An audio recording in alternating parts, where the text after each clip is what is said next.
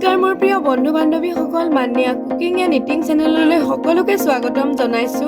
আৰু এতিয়া লৈ আহিছো এটা নতুন ধৰণৰ আপোনালোকৰ বাবে পিঠা ৰেচিপি। এইটো একেবাৰে সিম্পল, ভাপত দিয়া পিঠা, ভাপত দিয়া কাপ পিঠা বুলিও ক'ব পাৰে, কিন্তু মই দুই ধৰণেৰে আপোনালোকক বনাই দেখুৱাম। তো আহকচোন কেনেধৰণেনো মই পিঠাবিধ তৈয়াৰ কৰোঁ, কেনেধৰণেনো মই পিঠাবিধ বনাওঁ, তো আপোনালোকে শেষলৈকে ভিডিঅ'টো চাব। আৰু এয়া প্ৰথমতে মই পিঠাগুৰি লৈছো, চাউলৰ গুৰি, আৰু ইয়াতে মই এতিয়া দি দিম, এয়া লৈছো চেনি, আৰু এয়া লৈছো নাৰিকলৰ গুৰি, তাৰমানে নাৰিকলখিনি ভালদৰে পিচি লৈছিলো মিক্সাৰ বাতিত, আৰু এনেধৰণে মই এতিয়া দি দিম। ইয়াত ব্যৱহাৰ কৰিছো 1 কাপ, আৰু আপোনালোকে যদি বিচাৰে ইয়াতকৈ বেছিকৈ ব্যৱহাৰ কৰিব পাৰে। আৰু দিছো এচামুচ ঘিউ, আৰু এই ঘিউকণ আপোনালোকে শেষতো দিব পাৰে। আৰু মই এইখিনি এতিয়া ভালদৰে মিক্স কৰি ল'ম, এইখিনি ভালদৰে এতিয়া মিক্স কৰি ল'ম, যিমান পাৰে সিমান ভালদৰে মিক্স কৰিবলৈ চেষ্টা কৰিব লাগে। আৰু এইখিনি ভালদৰে মিক্স কৰাৰ পিছত ইয়াত মই অকণমানকৈ পানী দিম। আপোনালোকে শুকান পিঠাগুৰি ব্যৱহাৰ কৰিব পাৰে, যিসকলে হয়তো জল্দি নবনাও বুলি ভাবে বা কিছুমানে পিঠাগুৰিটো শুকুৱাই ৰাখে, তেওঁলোকেও কিন্তু এই পিঠাবিধ বনাই খাব পাৰে,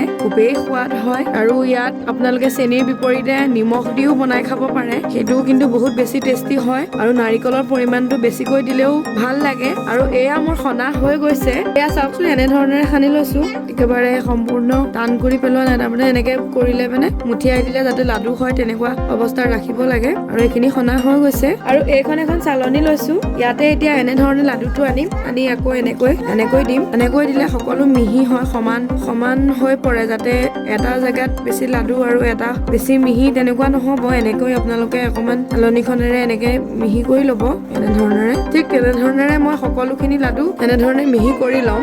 আৰু এয়া চাওকচোন, মই ভালদৰে চালনীখনে চালি পেলালো। এতিয়া এইকেইটা কফি কাপ লৈছো, আৰু এডাল পেঞ্চিল লৈছো, আৰু পেঞ্চিলডালে এনেকৈ তলটো ফুটা কৰি দিম। এয়া চাওক, এনেধৰণেৰে গোটেইকেইটা এনেধৰণে আপোনালোকে ফুটা কৰি ল'ব। কিছুমানে আকৌ হেতাটো বনায়, যিপাত হেতা ফুটা কৰি লয়, কিন্তু সেইটো বনালে যিহেতু হেতা পাত ফুটা কৰিবলৈ অলপ কষ্ট হয় বা নষ্ট হৈ যায় একেবাৰে ফুটা কৰি, সেয়েহে কফি কাপটো যিহেতু আমি পেলাই দিব পাৰো, একেবাৰে সহজ পদ্ধতি এইটো এটা। এয়া চাওকচোন, এনেধৰণেৰে মই গোটেইকেইটা কফি কাপ ফুটা কৰি লওঁ। এইকেইটা কফি কাপ কেইটা সম্পূৰ্ণ ফুটা কৰি ললো গোটেইকেইটা এনেধৰণেৰে, আৰু ইয়াতে মই এতিয়া এনেকৈ ভৰাই দিম।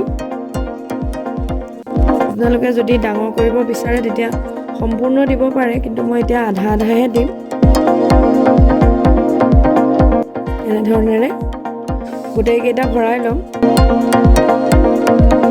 আৰু এয়া চাওকচোন, মই এনেধৰণেৰে ইয়াত গোটেইকেইটা দি ললো, বৰ বেছিকৈ হেঁচি দিব নালাগে, পিছত আকৌ হাৱাটো ওলাওতে বা ভাপত দিওঁতে ইয়াৰ হাৱাটো ওপৰলৈকে নাহিব, সেয়েহে মই আধাকৈ দিছো। আপোনালোকে যদি বিচাৰে ইয়াতকে ডাঙৰ কাপ লওঁ তেতিয়াও ল'ব পাৰে, কিন্তু প্লাষ্টিকৰ কাপ নল'ব, প্লাষ্টিকৰ কাপ ল'লে যিহেতু জ্বলি যাব, সেয়ে এইকেইটা এনেকুৱা ধৰণৰ কাপ বিলাক ল'ব। আৰু এয়া বলকচোন কেনেধৰণেনো বনাও আপোনালোকক দেখুৱাই দিওঁ। আৰু এতিয়া এটা কুকাৰ গেছৰ ওপৰত উঠাই লৈছো, চাওকচোন এয়া পানীখিনি কেনেধৰণেৰে উতলি আছে, আৰু এইটো মই এতিয়া বন্ধ কৰি লৈছো, আৰু গেছটো ল' ফ্লেমতে ৰাখিছো। আৰু বনাই লোৱা এই কাপ কেইটা এনেধৰণেৰে এতিয়া চিটিটোৰ ওপৰত চিটিটো খুলি লৈছো, আৰু ইয়াতে এনেকৈ লগাই দিম, আৰু লগাই এনেধৰণে ৰাখিম। আৰু গেছটো মই এতিয়া ল' ফ্লেমতে ৰাখিছো, এতিয়া মিডিয়াম কৰি দিছো, আৰু এতিয়া এইটো 2 মিনিট মানৰ কাৰণে ইয়াৰ ওপৰতে ৰাখিবলৈ দিম। আৰু এইটো যেতিয়ালৈকে অকণমান টাইট হৈ নাযায় তেতিয়ালৈকে মই এইটো ইয়াৰ ওপৰতে ৰাখি থম। আৰু এনেধৰণেৰে মই গোটেই কেইটা কাপ ৰেডি কৰি ল'ম। এতিয়া মই এপাত হেতা লৈছো, আপোনালোকক হেতাটো কেনেকৈ বনাই এইটোও এপাত দেখুৱাই দিওঁ। আৰু এইপাত হেতা লৈছো, আৰু ইয়াতে মই এতিয়া পিঠাগুড়িখিনি এনেকৈ দি দিম।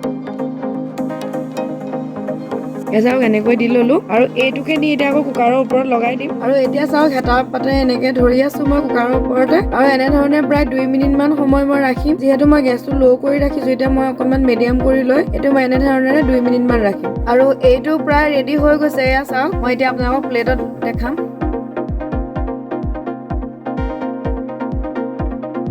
আৰু এয়া চাওক, এনেধৰণেৰে ৰেডি হৈ গৈছে, কিমান সহজ বনাবলৈ। আকৌ মই কাপটো তেনেধৰণে আপোনালোকক দেখুৱাই দিছো, আৰু এইটো প্ৰায় হৈ গৈছে 2 মিনিট। এইটো মই লৈ আহিম এতিয়া, আৰু গৰমে চাওকচোন কিমান ধুনীয়াকৈ হৈ গৈছে, দেখিছেনে? ঠিক তেনেধৰণে মই গোটেই কেইটা বনাই লম। আপোনালোকক কেনেকৈনো বনাইছো সেইটোকে অকনমান দেখুৱাই দিছো, আৰু এনেধৰণে মই গোটেই কেইটা বনাই লম। ইয়াৰ ওপৰতে এতিয়া মই এইটো বাদাম এটা এনেধৰণেৰে দি ৰাখিছো, এইটো দিলেও দেখিবলৈও ভাল লাগে আৰু খায়ো টেষ্ট এটা আহে। তো ইয়াতো মই এটা বাদাম দি দিম, এনেধৰণে বাদাম এটা দি দিছো, দেখি ভাল লাগে। আৰু আহকচোন মই গোটেই কেইটা বনাই লম। এয়া চাওকচোন, মই ৰেডি কৰিলো, আৰু এইকেইটা গৰমে খাবলৈ খুবেই সোৱাদ হয়। আপোনালোকে আবেলি চাহ কাপৰ লগত নহলে আলহীকো যিকোনো সময়তে একেবাৰে কম সময়তে বনাই দিব পৰাকৈ ৰেডি কৰা হৈছে আৰু ইয়াত কোনো ধৰণৰ তেলৰ ব্যৱহাৰ কৰা নহয়। সেয়েহে সকলোৰে বাবে খাবলৈ উপযোগী হ'ব আৰু সকলোৱে খাব পাৰিব এই পিঠাবিধ। আৰু এতিয়া যিহেতু বিহুৰ সময়, তো আহকচোন আপোনালোকে ঘৰত এনেধৰণে এদিন বনাই চাওক আৰু কেনে পালে মোক কমেন্ট কৰি জনাবলৈ নাপাহৰিব।